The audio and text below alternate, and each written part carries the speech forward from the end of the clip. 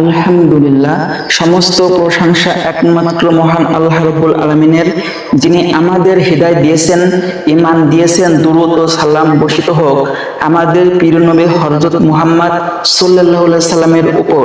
প্রিয় ভাই ও বন্ধুগণ, আজকের আলোচনার বিষয় হলো জাহান্নামের ভয়াবহতা এবং তার ফেরেশতারা কিভাবে শাস্তি দেবে। আপনারা একটু ধৈর্য ধরে বসেন। বুকের মধ্যে যদি ঈমান থাকে, এই বয়ান শুনে চোখে পানি আসবে ইনশাআল্লাহ। জাহান্নাম কি? মহান আল্লাহ রাব্বুল আলামিন বলেছেন, তোমরা সেই আগুন থেকে বাঁচো যার ইন্ধন হবে মানুষ ও পাথর। সূরা বাকারা আয়াত নম্বর 24। জাহান্নামের আগুন কোনো সাধারণ আগুন না। রাসূলুল্লাহ সাল্লাল্লাহু আলাইহি সাল্লাম বলেছেন, এই দুনিয়ার আগুন জাহান্নামের আগুনের 70 ভাগের 1 ভাগ মাত্র। সহিহ বুখারীর হাদিস। একবার ভাবেন ভাই, রান্নাঘরের আগুনে হাত দিলে কতটুকু জ্বলে, আর জাহান্নামের আগুন দুনিয়ার আগুনের 70 গুণ বেশি ভয়াবহ। জাহান্নামের কিছু শাস্তি কোরআন ও হাদিস থেকে আমি বলছি। ত্বক পুড়ে যাবে, আবার নতুন ত্বক দেওয়া হবে।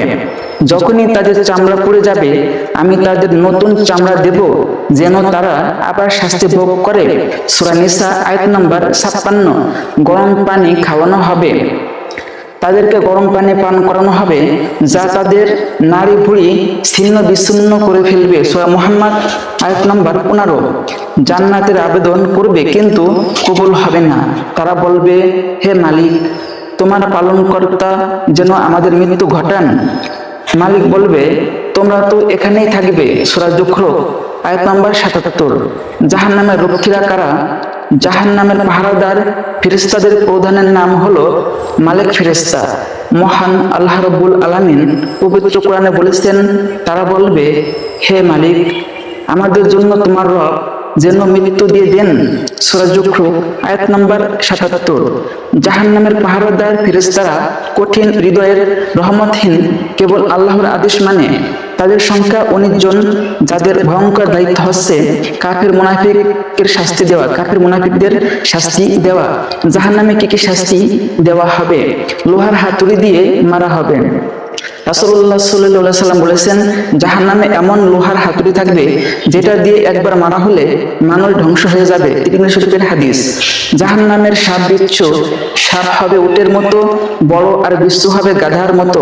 একবার ধ্বংসন করলে 40 বছর ব্যথা থামবে না। তিরমিজি শরীফের হাদিস। চোখ মুখ দিয়ে আগুন বের হবে। মহান আল্লাহ রাব্বুল আলামিন বলেছেন, তাদের মুখ আগুনে পোড়ানো হবে, আর তারা সেখানে বিকট আকৃতি নিয়ে থাকবে। সূরা মুমিনুন আয়াত নম্বর 104। জাহান্নামের গঠন কেমন হবে? রাসূলুল্লাহ সাল্লাল্লাহু আলাইহি সাল্লাম বলেছেন, জাহান্নামকে 70,000 দড়ি দিয়ে টানা হবে। প্রতিটি দড়িতে থাকবে 70,000 ফেরেশতা। সহিহ মুসলিমের হাদিস। জাহান্নামের খাদ্য হবে, যেখানে কেউ 70 বছর পড়তে থাকবে, নিচে পৌঁছাবে না। জাহান্নামের স্তর, দরজা। মহান আল্লাহ রাব্বুল আলামিন বলেছেন, জাহান্নামের 7টি দরজা রয়েছে। প্রতিটি দরজা নির্ধারিত এক এক দলের জন্য। সূরা হিজর আয়াত নম্বর 44। সবচেয়ে নিচের স্তর মুনাফিকদের জন্য। দারকুল আসফাল, যারা নামাজ ছাড়ে, ঘুষ খায়, হারাম খায়, তারা জাহান্নামের বিভিন্ন স্তরে শাস্তি পাবে। কাদের জন্য জাহান্নাম প্রস্তুত?